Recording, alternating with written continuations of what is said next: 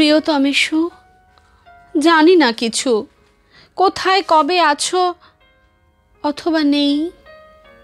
খবর এই বারান্দার কোলে মাটির টবে ক্যাকটাসের গায়ে ধরেছে কুঁড়ি। বলা রইল, যেখান থেকে পারো কুড়িয়ে এনো ঝিনুক আর নুড়ি। এখন নাকি আমার পোয়া 12। লোকে দেখছে মানুষ আসছে, মানুষ যাচ্ছে, যার যা বলার সমস্তটাই ভাব বাজছে।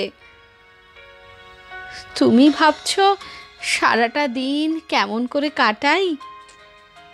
ভবিষ্যতের স্বপ্ন বুনছি ঘড়ির দুটো কাঁটায়। বলতে পারো কানা মেঘের মতন দশা আমার এখন। এক চোখে রোদ, জল অন্য চোখে, চেয়ে দেখুক লোকে।